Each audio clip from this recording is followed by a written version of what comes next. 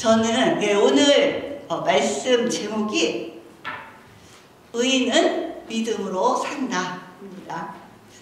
네, 하박국서 2장 1절에서 4절 말씀. 혹시 성경을 가져오신 분들 좀 오늘은 성경을 좀 펴서 같이 할 수 있었으면 좋겠습니다.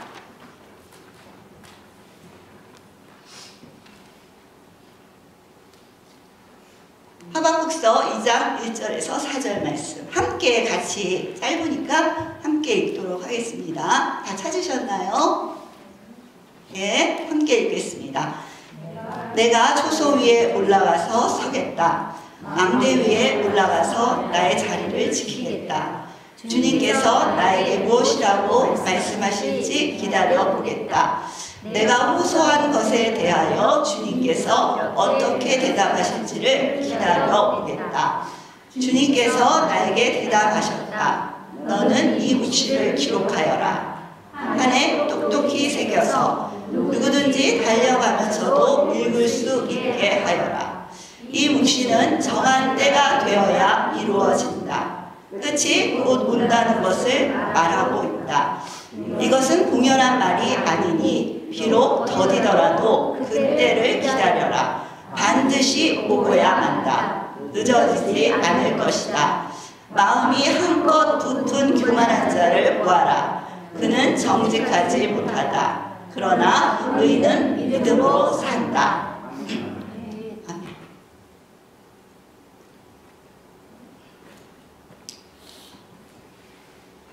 의인은 누구입니까? 네, 예수님을 믿고 구원받은 하나님의 자녀입니다. 하나님의 자녀는 믿음으로 삽니다. 오늘 본문에 유명한 말씀이 나옵니다. 2장 4절 하반절에 그러나 의인은 믿음으로 산다. 우리 이미 잘 알고 계시는 말씀이시죠? 개역개정에는 의인은 그의 믿음으로 말미암아 살리라. 네, 이 말씀 굉장히 유명한데요. 로마서 1장 17절에 같은 말씀이 있죠. 복음에는 하나님의 의가 나타나서 믿음으로 믿음에 이르게 하나니 기록된 바 오직 의인은 믿음으로 말미암아 살리라. 네, 이런 말씀이 있습니다. 또 갈라디아서에도 이 말씀이 있어요. 또 하나님 앞에서 아무도 율법으로 말미암아 의롭게 되지 못할 것이 분명하니 이는 의인은 믿음으로 살리라 하였습니다. 네, 또 히브리서에도 이 말씀이 있어요. 나의 의인은 믿음으로 말미암아 살리라. 또한 뒤로 물러가면 내 마음이 그를 기뻐하지 아니하리라 하셨습니다. 그렇다면 이 믿음은 무엇일까? 하나님께서 이 믿음이 이토록 중요하다고 하시는데 이 믿음은 무엇일까? 잠깐 살펴보자면 히브리서 11장을 우리가 생각해 볼 수 있겠습니다. 믿음은 바라는 것들의 실상이요 보이지 않는 것들의 증거니 또 믿음으로 모든 세계가 하나님의 말씀으로 지어진 줄을 우리가 아나니 보이는 것은 나타난 것으로 말미암아 된 것이 아닙니다. 믿음은 다시 말하면 보이지 않아도 하나님의 약속의 말씀을 믿고 하나님을 의지하며 신뢰하는 마음입니다. 우리가 신앙이 성장한다고 하잖아요. 신앙이 성장한다는 것은 바로 이 믿음이 성장한다는 것을 뜻한다고 할 수 있겠습니다. 그렇다면 믿음은 어떻게 생기는 것일까요? 믿음은 들음에서 난다고 하셨습니다. 로마서 10장 17절 그러므로 믿음은 들음에서 나며 들음은 그리스도의 말씀으로 말미암았느니라. 네, 로마서 10장 9절 10절에 내가 만일 내 입으로 예수를 주로 시인하며 또 하나님께서 그를 죽은 자 가운데서 살리신 것을 내 마음에 믿으면 구원을 받으리라. 사람이 마음으로 믿어 의에 이르고 입으로 시인하여 구원에 이르는다. 이렇게 말씀하여 주십니다. 네, 믿음은 또 은혜입니다. 에베소서 2장 8절에 보면 너희는 그 은혜에 의하여 믿음으로 말미암아 구원을 받았으니 이것은 너희에게서 난 것이 아니요 하나님의 선물이라. 행위에서 난 것이 아니니 이는 누구든지 자랑하지 못하게 함이라. 우리가 입으로 시인하여서 예수님을 영접한 것은 믿음의 시작이 되겠습니다. 그래서 이제 그때부터 사실은 믿음이 자라나야 합니다. 처음에 예수님을 영접할 때 칭의가 일어나죠. 예수님께서 예수님이 우리 주님이신 걸 우리가 영접할 때 우리는 하나님의 자녀가 되는 거죠. 그렇지만 믿음은 거기서 멈추어서는 안 됩니다. 믿음은 자라나야 합니다. 특별히 믿음이 자라려면 말씀과 기도가 굉장히 필요하죠. 왜냐하면 말씀과 기도가 없이는 주님을 만날 수 없기 때문입니다. 우리가 보통 믿음이라고 하면 누군가를 믿을 때 특별히 제가 죄송해요. 제가 이 마음에 지금 아까 전에 좀 놀래가지고 계속 이렇게 울렁증이 생겨가지고 지금 좀 힘이 든데 사실 오늘 제가 나누고 싶었던 얘기가 이거였는데 굉장히 좀 힘이 들어요. 죄송해요.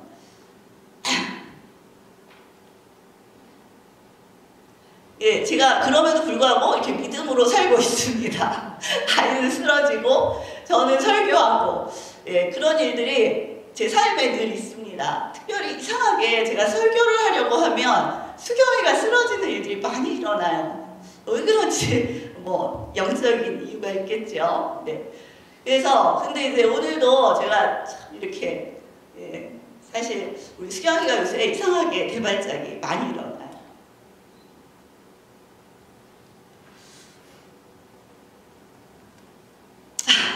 저는 왜 이렇게 말씀만 전하려고 그러면 눈물이 나는지 모르겠어요.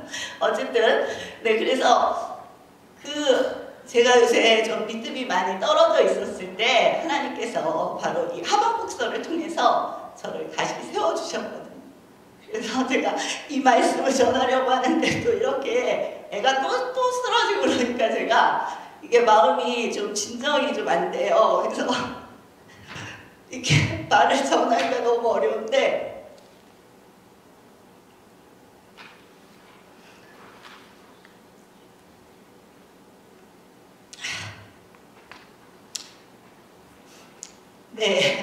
근데 신기하게도 저는 우리 수경이의 고난, 그러니까 수경이가 사실 15년 전에 죽을 뻔했었어요. 그랬다가 이제 하나님께서 정말 살려주셨고 이제 하나님께서 살려주시면서 제가 이제 부르심을 받게 되었어요. 그래서 그 뒤로 저는 그 전에 제가 어려서부터 나이 40이 될 때까지 신앙생활을 했지만 그 신앙생활 속에서 제가 사실은 참된 기쁨을 잘 발견하지 못했었어요. 근데 수경이 사건을 통과하면서 제가 그때 주님을 인격적으로 정말 물론 말씀도 보고 하나님의 응답도 받고 그런 일들도 있었지만 솔직히 말해서 가끔은 정말 주님이 계실까? 그런 생각을 했었어요. 그리고 또 왜 주님이 계시면 내 안에 이렇게 평안이 없지? 왜 나는 이렇게 작은 일에도 넘어지고 걱정하고 염려하지? 이런 고민들을 많이 했었습니다. 그런데 이제 주님을 신기하게도 가장 어려운 시기에 하나님이 만나주셨습니다. 왜냐하면 제가 하나님을 정말 찾고 두드리고 왜냐하면 내 아이가 죽어가니까 내 아이를 살리려고 정말 간절히 기도했었어요. 정말 하나님이 살아계시더라고요. 하나님이 정말 말씀을 통해서 내면의 음성을 통해서 여러 가지를 통해서 저에게 말씀하시기 시작하셨습니다. 그래서 저는 그때로부터 좀 완전히 달라진 사람이 되었어요. 왜냐하면 진짜로 믿음의 삶을 산다는 게 무엇인지 그때부터 깨닫기 시작했어요. 그래서 하나님께서 저를 만나주시고 가장 해주셨던 게 뭐냐면 말씀과 기도가 얼마나 중요한지 알려주셨어요. 네가 아무리 신앙생활을 해도 말씀과 기도 없이는 나와 동행할 수 없다. 그리고 네가 잘 안 되는 이유가 뭔지 알아? 나를 믿지 않기 때문이야. 네가 왜 아이를 위해서 그렇게 걱정했는지 알아? 나를 믿지 못하기 때문이야. 이런 말씀을 많이 해주셨어요. 그래서 제가 그랬구나. 그게 나의 문제였구나. 주님이 내게 평안을 주시고 싶어 하시지 않은 게 아니고 내가 믿음이 없었기 때문이었구나 하는 걸 많이 깨달았어요. 그러면서 제가 15년 동안 했던 게 뭐냐면 늘 말씀과 기도로 사는 법을 배웠습니다. 근데 그 믿음의 삶은 말씀을 그냥 읽고 끝나는 게 아니었어요. 말씀을 내게 주시면 그 말씀대로 순종하고 살아내는 거였어요. 그래서 믿음은 보이지 않아요. 처음에 아이가 죽어갈 때 그것은 보이지 않았어요. 얘를 살려주신다고 하나님께서 저에게 약속을 해주셨지만 아이는 거꾸로 가는 것 같았어요. 점점 죽어갔었고, 그렇지만 정말 하나님이 말씀해 주신 대로 제가 믿음으로 하나님의 약속을 믿고 그냥 누가 뭐라고 하든지 말든지 하나님 저는 주님을 믿습니다. 주님 이 아이를 살려주세요. 간절히 기도했을 때 하나님께서 응답을 주셨고 내가 살려주신다고 하셨고 온전케 하신다고 말씀해 주셨어요. 근데 아이는 정말로 살아났어요. 그건 제가 증인이에요. 하나님이 정말 살려주셨어요. 그래서 그것을 제가 알기 때문에 그 은혜가 너무 커서 정말 하나님을 위해서 정말 여기까지 달려왔던 것 같아요. 하나님이 신학을 하라고 그러면 신학을 하고 전도사를 하라고 그러면 전도사를 하고 하라고 하시는 대로 늘 말씀대로 순종하면서 여기까지 왔습니다. 그런데 제가 사실 오늘 정리한 내용을 지금 막 넘어와서 얘기를 드리네요. 사실은 최근에 우리 수경이가 정말 15년 동안 너무 열심히 많이 정말 좋아졌는데 그리고 하나님께서 하시는 일들도 많이 도왔고 그리고 정말 감사한 일들도 많았어요. 근데 최근에 이상하게 아이가 너무 많이 쓰러지는 거예요. 교회에서도 야외 예배에서도 오늘은 또 찬양하다가 이렇게 너무너무 많이 쓰러져요. 그리고 대발작은 한 달에 한 2번 정도만 했었거든요. 많을 때 요새는 막 4번까지 하더라고요. 지금 소발작도 너무 많이 일어나고 그러니까 제가 믿음이 흔들리더라고요. 하나님께서 해주신 약속이 있는데도 제 마음이 막 힘들고 의심이 되는 거예요. 진짜 얘가 발작이 사라질까? 정말 온전케 되어질까? 막 이런 생각이 한 15년 흐르니까 많이 하나님이 하신 일을 보았음에도 불구하고 내 문제 앞에 특별히 내가 너무 중요하게 생각하는 문제 앞에서 제 믿음이 흔들리는 것을 보았어요. 그러면서 내가 왜 이럴까? 이제 믿음이 흔들리면 생기는 건 문제에 자꾸 집중하게 되고 사람들이 더 보이게 되고 불평이 생기고 하나님께도 불평이 생기고 막 이러더라고요. 그래서 제가 이러면 안 되겠다. 그리고서 자꾸 말씀을 보려고 하고 기도하면서 주님을 더 구하려고 하고 하면서 하나님께서 보여주셨던 말씀이 바로 이 하박국서예요. 그래서 오늘 그 말씀을 나누려고 하는 것입니다. 그래서 이제 믿음, 우리가 일반적으로 알고 있는 믿음으로 구원받는 그 믿음, 칭의가 일어나는 믿음.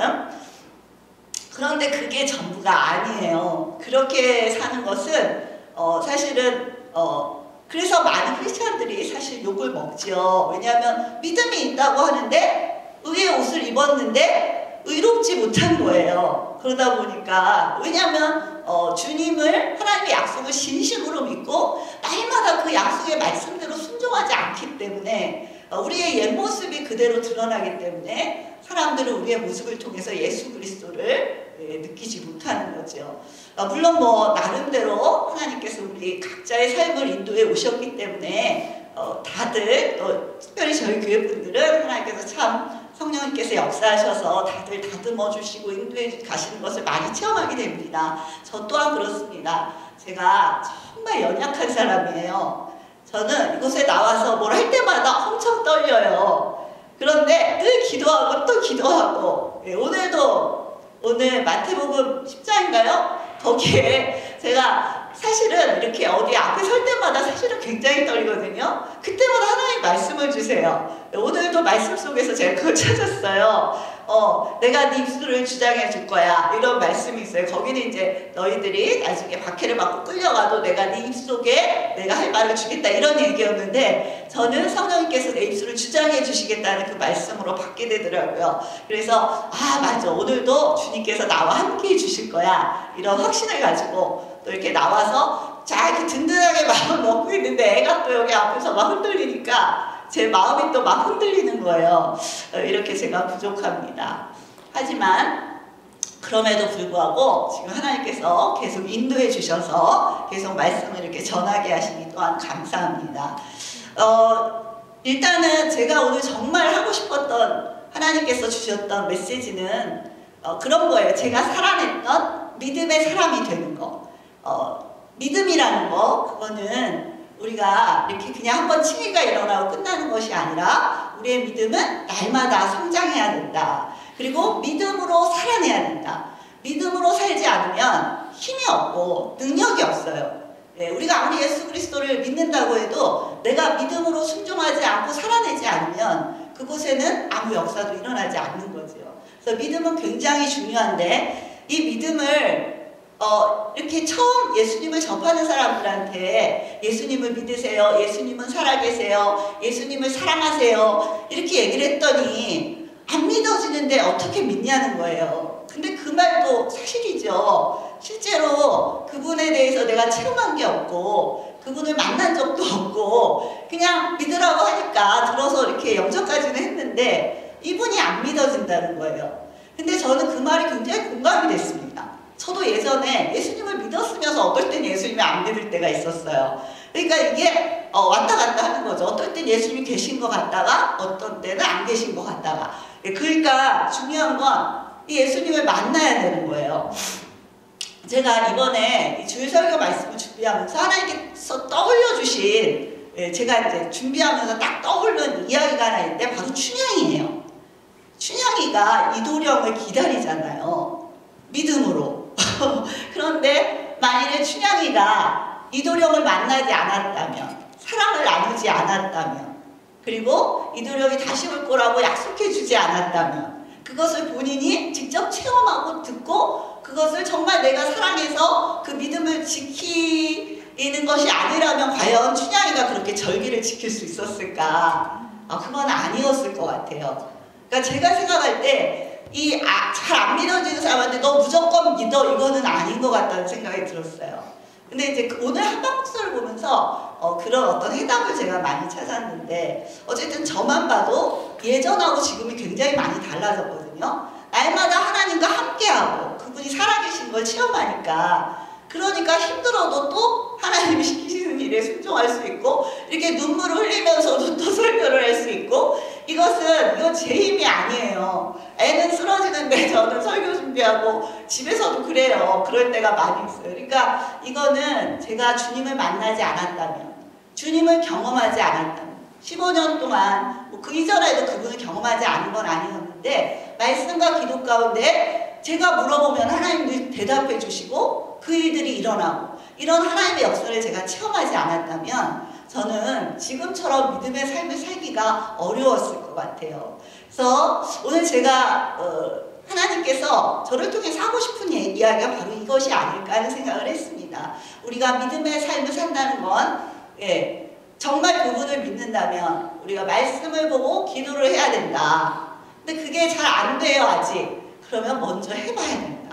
그래서 사실은 찾고 구하고 두드리는 이에게 성령을 주신다고 하셨잖아요. 우리가 정말 그분을 만나고 싶고 그분을 더욱 사랑하는 분으로 내가 그분을 믿고 신뢰하고 나아가고 싶다면 우리는 간절히 기도해야 합니다. 기도하지 않고 말씀 보지 않으면서 내가 믿음의 삶을 산다고 하는 건 거짓말이에요. 믿음은 파손할 수 있습니다. 성경에 나오지요. 그리고 성령은 소멸할 수 있습니다. 그러니까 우리가 씨드가 심겨졌어요. 믿음에 씨드가. 근데 이것을 내버려두고 방치하면 얘는 죽어가요. 그렇기 때문에 우리의 믿음은 우리가 반드시 성장시켜야 되는데 우리가 하는 건 아니에요. 하지만 우리의 반응이 필요합니다. 하나님께서 이렇게 말씀하실 때 한 귀로 듣고 한 귀로 흘리면 안 돼요. 아 그렇구나. 내가 요새 기도 생활을 못하고 있었네. 말씀을 못 보고 있었네. 나의 삶은 늘 선택의 기로에 있어요. 그런데 선택할 때마다 하나님이 주인이라고 말을 하면서 내 마음대로 하고 있었네. 물어보지 않았네 하나님께. 이거 굉장히 중요한 겁니다. 그래서 저는 15년 동안 늘 주님께 묻고 주님이 원하시는 삶을 살려고 여기까지 왔어요. 근데 정말 신기해요. 그렇게 사니까 하나님이 느껴지고 날마다 만나지고 그분이 하시는 말씀이 성경 안에 다 있는 거예요. 저는 말씀을 여러 가지로 보는데 뭐 하나님께 뭔가 여쭤보면 늘 그 말씀이 탁탁 나와요. 하나님이 말씀을 해주시는 거죠. 그러니까 이게 훈련인 것 같아요. 그래서 우리가 하나님의 말씀을 읽고 끝 이건 안 됩니다. 내가 물어보는 게 날마다 있어야 하고 진짜로 하나님이 살아계신다는 걸 믿는다면, 그리고 그분이 정말 나의 주인이신 걸 믿는다면 그러면 그분께 물어봐야 됩니다. 내 마음대로 내 삶을 사는 건 하나님 기뻐하시지 않는 삶이에요. 근데 내가 몰라서 그랬다면 이제라도 바꿔야 됩니다. 주님은 우리의 왕이십니다. 그분은 우리의 주인이십니다. 내가 아무리 아프고 힘들고 어려워도 하나님이 여기서 나한테 설교를 하라고 하시면 내가 아무리 떨려도 해야 돼요. 왜냐하면 그럴 때 하나님의 역사가 일어나기 때문입니다. 오늘 하박국서를 보면서 제가 최근에 이제 넘어졌었는데 굉장히 많이 일어서게 됐는데요. 하박국서를 잠시 살펴보겠습니다. 하박국서는 굉장히 짧아요. 1장, 2장, 3장으로 되어 있습니다. 오늘 하박국서에 이제 보면서 이 하박국이라는 선지자의 이름은 껴안다, 씨름하다 이런 뜻을 가지고 있습니다. 이름처럼 그는 시대의 아픔과 백성의 아픔을 껴안고 또 씨름했던 그런 선지자였습니다. 하박국 선지자는 예레미야와 동시대의 선지자입니다. 여호야긴, 시드기야 요때 마지막 남유다의 새 왕 때 아마 이 글을 쓰지 않았을까 이렇게 추정하더라고요. 근데 이때가 어느 때냐면 이제 남유다가 멸망하기 직전의 시대입니다. 이때는 왕들이 다 하나님을 믿지 않았어요. 하나님을 믿는 백성이었는데 왕들은 강대국인 애굽을 믿거나 우상을 섬기거나 그리고 자신들의 어떤 이득을 위해서 백성들을 아랑곳하지 않고 아주 많은 불의를 일으켰던 그런 시대였습니다. 이때 이 하박국은 열심히 기도했을 거예요. 많이 기도했겠죠. 시대를 보면서. 또 하나님을 만난 선지자니까 얼마나 열심히 기도했겠습니까? 그런데 하박국의 중요한 두 가지 질문이 나오는데요. 1장에서 이런 말씀이 있습니다. 1장 2절에서 4절 한번 찾아보시겠어요? 하박국 1장 2절에서 4절 살려달라고 부르짖어도 듣지 않으시고 폭력이다 하고 외쳐도 구해주지 않으시니 주님 언제까지 그러실 겁니까? 이런 이제 하나님께 여쭙는 이야기가 나옵니다. 어찌하여 나로 불의를 보게 하십니까? 어찌하여 악을 그대로 보기만 하십니까? 약탈과 폭력이 제 앞에서 벌어지고 다툼과 시비가 그칠 사이가 없습니다. 율법이 해이하고 공의가 아주 시행되지 못합니다. 악인이 의인을 협박하니 공의가 왜곡되고 말았습니다. 네, 이런 질문이 나오는데요. 하박국은 불의로 가득 찬 자신의 민족 유다를 위해서 부르짖어 기도했지만 응답이 없는 거예요. 바뀔 기미가 안 보이는 거예요. 그래서 지금 믿음이 흔들리고 좌절되고 낙심 가운데 있는 것입니다. 왜 하나님은 이토록 늦으실까? 왜 도대체 언제까지 기다려야 할까? 사실 이게 제 질문입니다. 아니 언제까지 우리 수경이가 이렇게 쓰러지고 넘어져야 합니까? 제가 그래서 많이 넘어졌었어요. 최근에 하나님의 약속의 말씀은 왜 이렇게 늦게 일어나신다는 건가요? 15년이 지났어요. 하나님, 제가 수경이가 아프고 그리고 나서 다시 살아나면서부터 언제일까 기다렸던 게 벌써 15년이 흘렀어요. 최근에는 더 많이 쓰러지고 그러니까 제가 막 좌절이 되더라고요. 그러면서 이 말씀 속에서 이제 많은 해답을 찾게 됐는데요. 하나님께서 오래 기다리게 하시는 이유는 전 잘 알고 있긴 해요. 하나님께서 이미 여러 번 말씀을 주셨기 때문에. 야고보서 1장 2절에서 4절 말씀, 너희가 여러 가지 시험을 당하겠거든 온전히 기쁘게 여기라. 너 인내를 이루라. 이는 너희를 온전하고 구비하여 조금도 부족함이 없게 하려 합니다. 네, 우리의 성장이죠. 전 잘 알고 있고 또 실제로 저는 많이 성장했어요. 옛날에 비하면. 그런데도 이렇게 너무 지체됐을 때 넘어지더라고요. 오래 기다리게 하시는 이유, 이 시간들을 통해서 믿음이 견고해지기 때문이고 믿음의 사람으로 훈련되기 때문이고 또 하나님의 때를 기다리는 인내의 사람이 되는 것입니다. 이런 인내의 기간들을 통해서 우리는 하나님이 원하시는 성숙한 사람으로 빚어지게 됩니다. 요셉이 그랬고 다윗이 그랬습니다. 다윗의 시를 보면 가장 힘들었던 순간들을 통해 가장 빛나는 시를 쓰게 되었다는 것을 우리 잘 알고 있습니다. 밤이 짙을수록 별이 더욱 빛나듯이 우리의 믿음도 가장 어두운 시기에 가장 빛을 발하게 되는 것입니다. 저도 그런 것 같아요. 이런 어려움이 없었다면 하나님을 이렇게 간절히 찾지 않았을 것 같아요. 그런데 늘 어렵고 힘든 일들이 많다 보니까 주님을 자꾸 찾게 되고 또 좌절되고 힘들어도 하나님을 찾게 돼요. 이제 믿음의 사람이 된 것 같아요. 제가 어찌하든지 주님을 찾게 돼요. 하박국처럼. 그래서 또 말씀을 보여주시고 저를 또 새 힘을 주시는 것 같습니다. 어쨌든 하박국은 이런 질문을 했는데 하나님께서 대답하신 것은 무엇이었냐면 이제 내가 바벨론이라는 나라를 들어서 남유다를 멸망시키겠다. 이것이 하나님의 응답이었어요. 그러니까 하박국은 너무 기가 막힌 거예요. 지금까지 기다려서 우리 민족이 잘 되기를 바랬는데 이제는 더 악한 민족인 바벨론을 들어서 남유다를 치시겠다고 하니까 너무 힘이 들었습니다. 그래서 두 번째 질문을 하게 됩니다. 1장 13절 한번 보시겠습니까? 거기 보면 그런데 어찌하여 배신자들을 보고만 계십니까? 악한 민족이 착한 백성을 삼키어도 조용히만 계십니까? 잠잠하십니까? 이런 뜻이죠. 사실 뭐 남유다 그렇게 착하지 않았습니다. 왕들도 그렇고. 하지만 이 하박국이 느끼기에는 그래도 우리는 제사도 드리고 그래도 우리는 하나님이 선택한 민족인데 어떻게 하나님을 믿지 않는 더 남유다보다 악한 바벨론을 들어서 우리를 치실 수가 있습니까? 이런 뜻이겠죠. 두 번째 질문의 핵심. 왜 의인이 고통을 당하고 악인이 형통하는가? 네, 우리도 그런 때가 많이 있잖아요.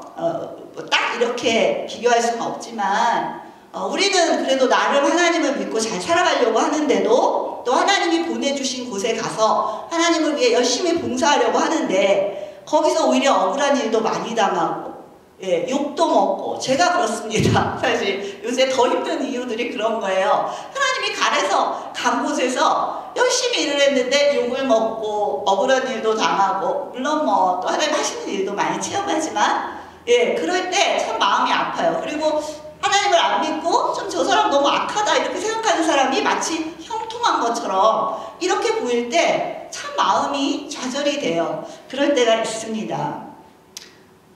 그래서 이 하박국은 지금 하나님 왜 그러십니까? 이렇게 하면서 이제 오늘 2장 말씀으로 넘어오게 되는 것입니다. 하박국은 이제 하나님, 저는 무조건 하나님 말씀을 들어야겠습니다. 저에게 응답해 주십시오. 바벨론을 어떻게 하실 겁니까? 우리 민족을 이제 이런 마음으로 이제 2장 1절 하박국은 내가 초소 위에 올라가서 서겠다. 망대 위에 올라가서 나의 자리를 지키겠다. 주님께서 나에게 무엇이라고 말씀하실지 기다려보겠다. 내가 호소한 것에 대하여 주님께서 어떻게 대답하실지를 기다려보겠다. 이렇게 하면서 하나님께 기도하고 있습니다. 우리의 믿음이 흔들리고 낙심되고 절망스러울 때 우리도 하박국처럼 하나님의 말씀을 기다리는 마음으로 기도해야 합니다. 간절히 찾아야 합니다. 주님만을 바라는 기도로 나아가야 합니다. 최근에 제가 다시 일어서게 된 동기예요. 제가 너무 바쁘고 여러 가지로 마음에 또 낙심도 있고 막 그러다 보니까 기도를 안 한 건 아니에요. 그런데 습관적으로 하게 되더라고요. 그냥 기도는 기도대로. 그리고 나는 여전히 힘들고 이거 아닌 것 같다. 내가 전심으로 나가지 못하는구나. 그리고 하나님을 온전히 주님만을 구하는 기도를 하게 되었습니다. 그러자 제가 이제 변화가 되기 시작하더라고요. 제가 뭐가 힘들었는지를 하나님이 가르쳐 주시고 제 마음에 치유가 일어나고 그러면서 제가 회개를 하고 하나님께서 여전히 나와 함께 하시고 나를 돕고 계시고 이 모든 일들이 우연이 아니라 일들을 통해서 하나님의 일들이 있다는 것을 더 깨닫게 되었습니다. 네, 그러면서 제가 더 이제 서고 또 하박국 이 말씀을 통해서 또 더 서게 됐는데요. 이제 그렇게 기도를 해야 되는데 여기서 우리가 이 기도에 대해서 다시 생각해 봐야 돼요. 기도를 할 때 우리는 막 기도를 해요. 하나님 이거 이렇고 저거 저렇고 하나님 이거 이렇게 해주시고 저렇게 해주시고. 근데 문제는 하나님의 말씀을 들으려 하지 않는다는 거예요. 하나님은 말씀하시려고 하는데 우리는 기도 끝 그리고 이제 끝나는 거예요. 근데 이러면은 이건 안 되는 거예요. 기도의 핵심은 듣는 데 있습니다. 우리가 아뢰는 것도 있지만 기도의 핵심은 들어야 돼요. 그래서 기도하고 일어날 때는 아 그렇구나 하나님이 이걸 원하셨구나 아 그럼 제가 이렇게 순종해 보겠습니다 하고 딱 일어서야 되는 게 기도라고 하더라고요. 네, 근데 정말 그래요. 저도 기도하면서 늘 여쭈어요. 하나님 이걸 어떻게 해야 돼요? 잘 모르겠어요. 힘들어요. 이렇게 할 때 하나님께서 말씀을 통해서든 내면의 음성을 통해서든 또 환경을 통해서든 말씀해 주시고 인도해 주십니다. 그러나 하나님의 음성을 들을 때 가장 중요한 건 하나님의 말씀의 원리 안에 있어야 한다는 거예요. 우리가 내면의 음성이나 환경을 통해서 잘못 들을 수 있어요.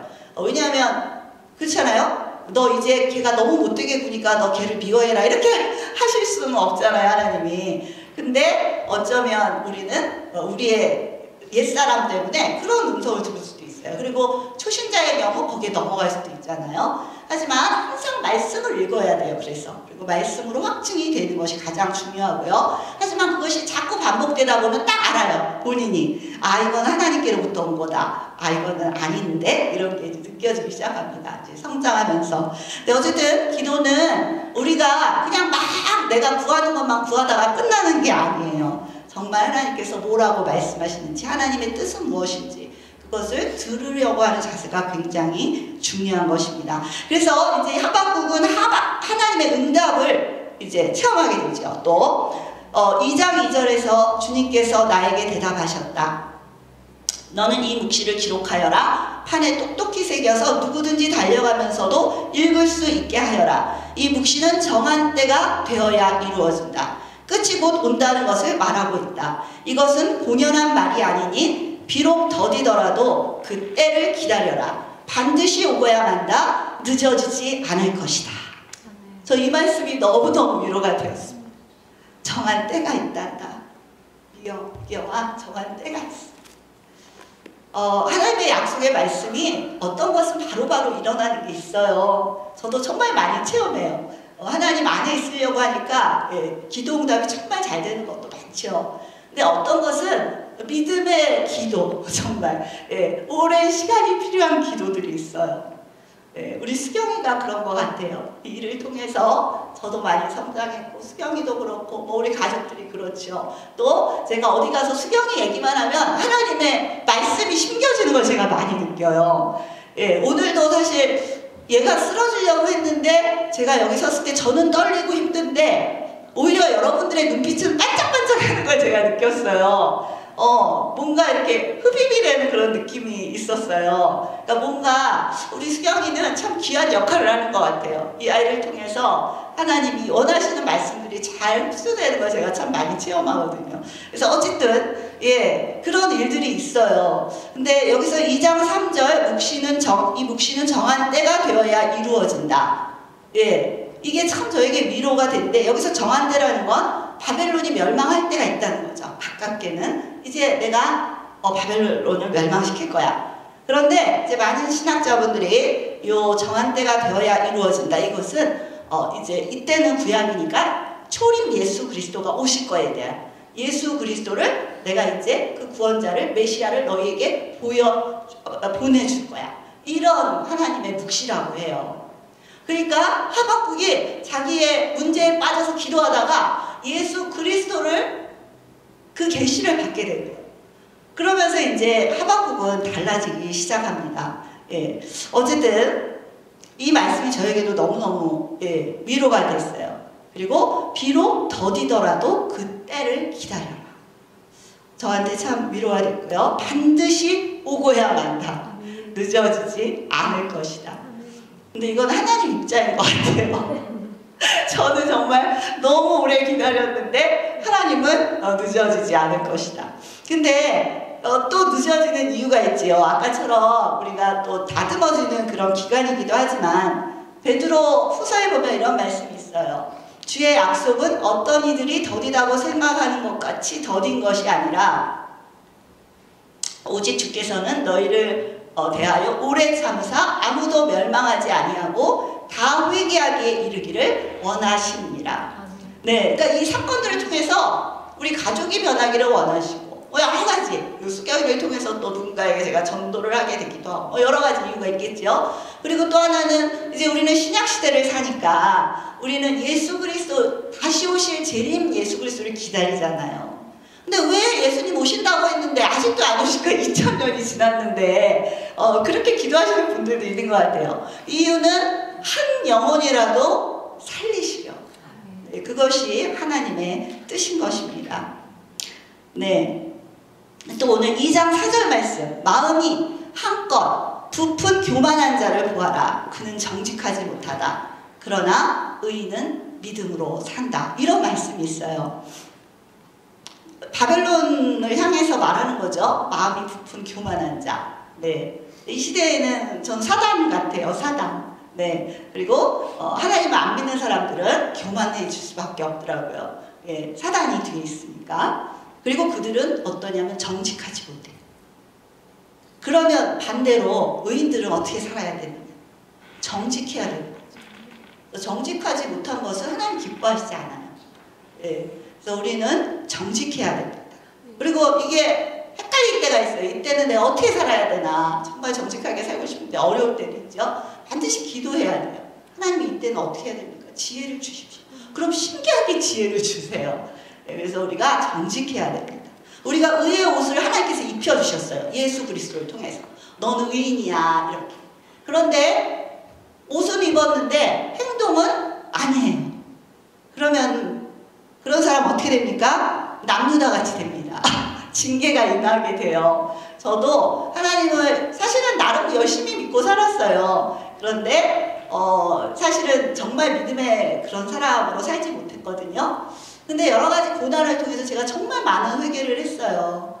왜냐하면 제가 정말 하나님이 기뻐하시는 모습으로 살지 못하더라고요. 특별히 제가 제일 안 되는 것 중에 하나가 바로 걱정과 염려였어요. 걱정과 염려는 하나님을 믿지 못한다는 반증이에요. 이거는 죄가 아니야? 그렇지 않아요. 그거 죄예요. 하나님이 계시고 믿는데 내 걱정에 그거 빨리 회개하고 하나님 저를 도와주십시오. 제 안에 평안을 주십시오. 해야 됩니다. 그래서 이런 부분들을 제가 배우면서 점점 더 하나님이 원하시는 사람으로 옛날보다 훨씬 더 빚어주십니다. 그것이 참 감사한 일입니다. 그래서 하나님의 백성이었던 남유다는 타락했고 고기가 무너졌기 때문에 이곳에는 하나님의 심판이 임하게 되는 것입니다. 그래서 우리는 징계라고 하잖아요. 신약에 나오죠. 하나님께서는 사랑하는 아들을 징계하신다고 해요. 그래서 우리 삶에 많은 어려운 여러 가지 일들은요. 사실은 우리 죄로 인해서 일어날 때가 많더라고요. 뭐 사람이 다 그렇죠. 꼭 누구 한 사람만 집어서 말할 수 있는 부분은 아닙니다. 저만 해도 날마다 어떤 일이 있을 때 기도하면 아 내가 이것이 잘못됐구나 하는 것을 가르쳐 주세요. 그럼 그때마다 회개하고 또 하나님이 원하시는 삶으로 나아가려고 노력합니다. 그래서 잘 듣고 순종하는 것까지가 듣는 거예요. 엄마가 이 아이는 참 말 잘 들어요 하는 거는 말을 듣고 순종한다는 뜻이지 이렇게 잘 듣는다는 뜻이 아니잖아요. 그러니까 말을 잘 듣고 순종해야 하나님의 말씀을 듣는 사람인 거예요. 그래서 우리는 하나님의 말씀에 반드시 순종해야 되고 그러려면 들어야 돼요. 기도 중에도 들어야 되고 말씀도 읽고 끝나면 안 돼요. 이게 통독돼야 되지만 정독돼야 돼요. 오늘 이 말씀 안에서 나에게 하나님 뭐라고 말씀하시나. 그래서 그것을 살아내는 것이 바로 믿음 생활인 것입니다. 네. 이제 하박국은 믿음의 눈을 들게 돼요. 그래서 오실 메시아를 바라보게 되고 또 하나님은 바벨론도 결국 망하게 될 것임을 알려주십니다. 이제 하박국은 세상을 명령하시는 하나님의 주권을 보게 됩니다.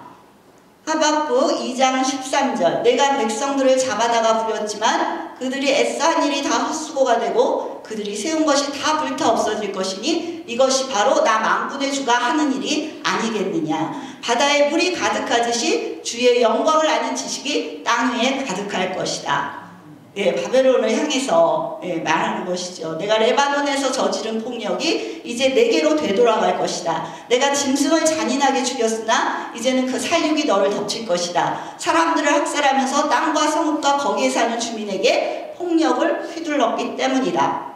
그리고 20절에 너무 멋진 말씀이 나옵니다. 나 주가 거룩한 성전에 있다. 온 땅은 내 앞에서 잠잠하여라. 네, 하나님이 살아계십니다. 제가 증인입니다. 저는 날마다 하나님을 만나고 살고 있습니다. 눈물이 나도 내 딸이 넘어져도 저는 하나님을 믿고 의지하며 살아갑니다.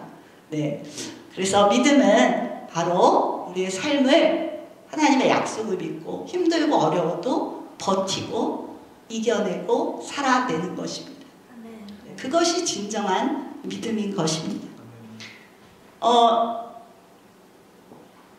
이제 민족의 아픔만 바라보며 슬퍼하고 절망하던 하박국은 이제 소망을 가지고 찬양의 기도를 올리게 됩니다.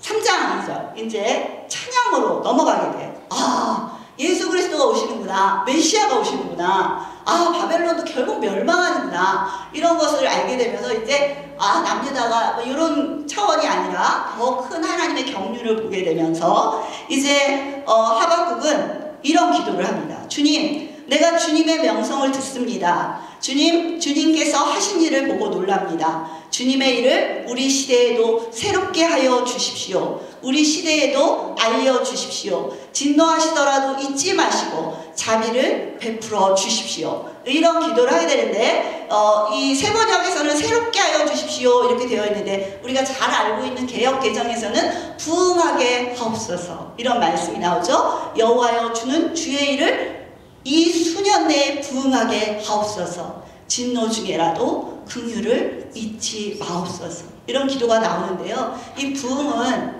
사실은요, 좀 간단하지 않더라고요. 이 하박국이 이 부응을 외쳤을 때는 이 남유다도 멸망할 걸 알았고 바벨론도 멸망할 걸 알았어요.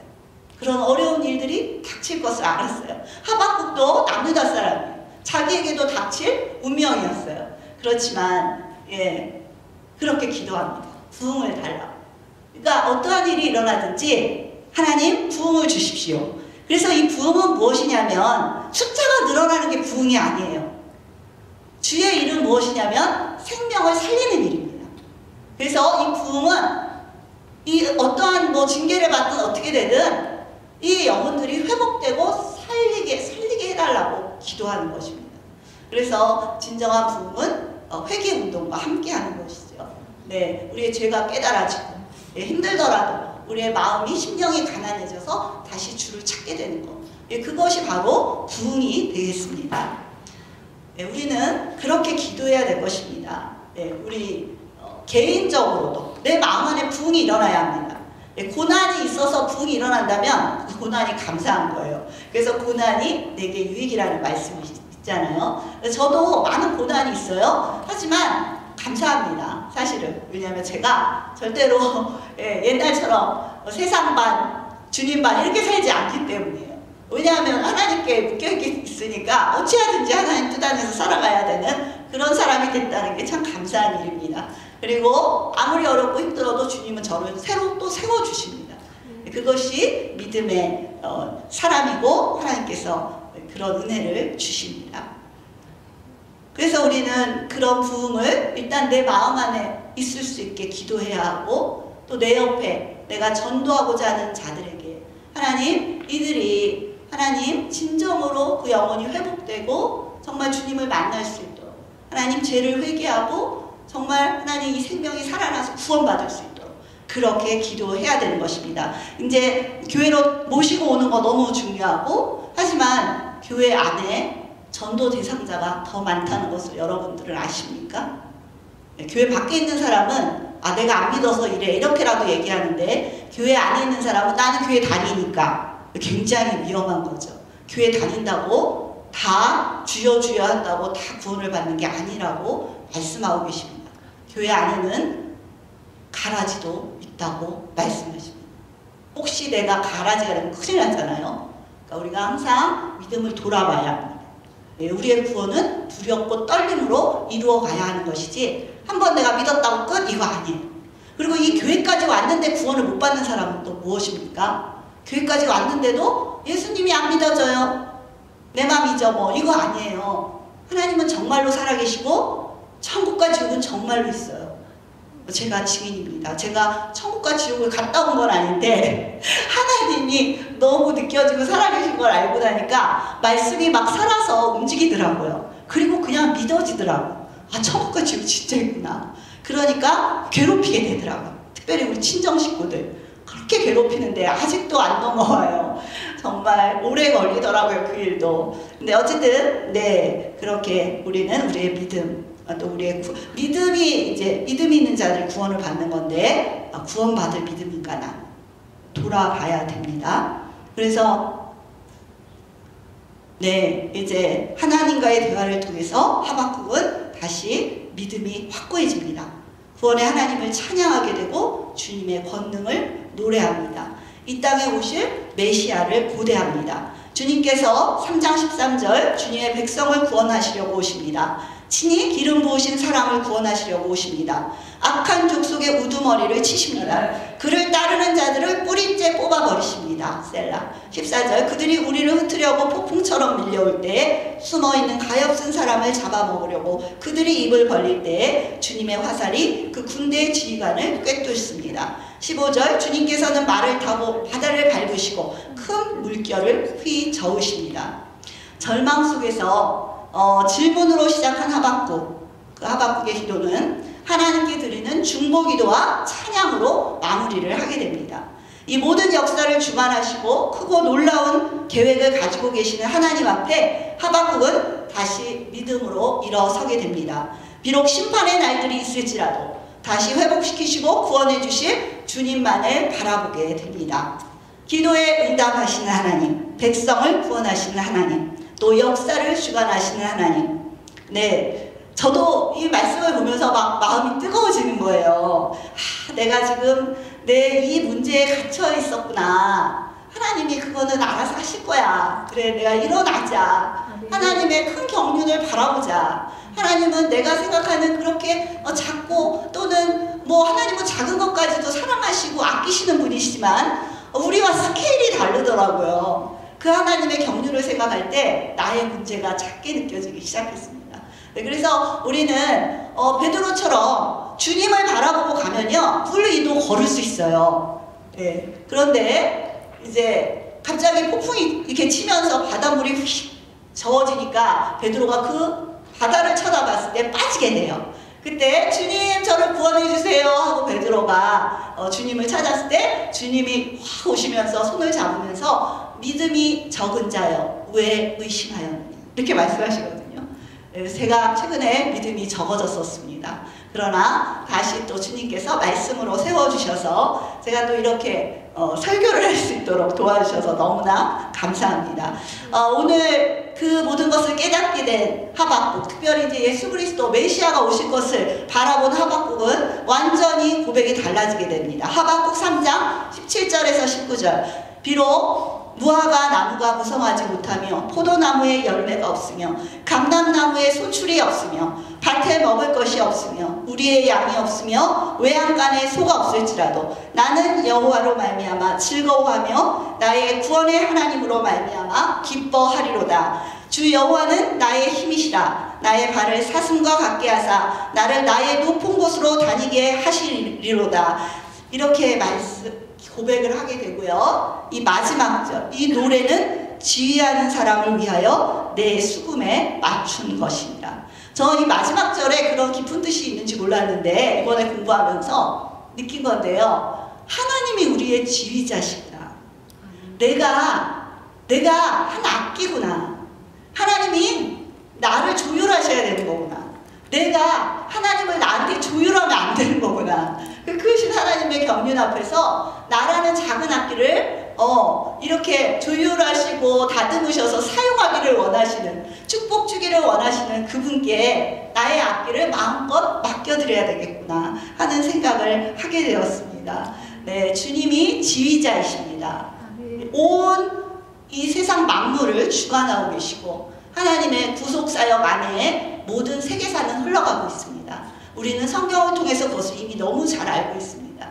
그래서 그 크신 하나님께 우리 여러분의 그 한 사람 한 사람의 악기를, 내 몸을 다 맡겨드려서, 나의 모든 것을 맡겨서 그분의 그 지휘봉 아래 그분의 말씀대로 순종할 때 하나님께서 우리를 사용하시고 또 우리에게 축복 주시고 또 나를 통해서 나도 살리신 하나님이 또 다른 사람들을 살려내실 것이라고 저는 믿습니다. 그래서 우리 모두 이런 부흥의 역사가 우리 개인에게도, 우리 교회 안에도, 우리 가정 안에도, 또 우리가 가는 일터 속에도, 우리가 가는 곳곳마다 이 하나님의 부흥의 역사가 흐르고 넘치기를 소망합니다. 네, 함께 기도하겠습니다.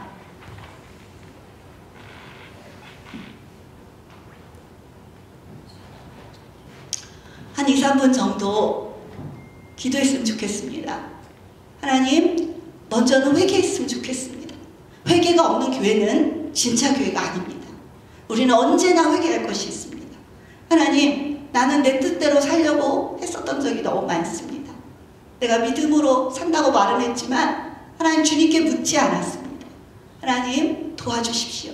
저를 용서해 주시고 앞으로는 말씀과 기도 가운데 주님께 묻고 주님의 말씀에 순종하여서 주님의 지휘봉 아래 하나님, 나라는 악기가 아름답게 사용될 수 있도록 도와주십시오. 기도하겠습니다.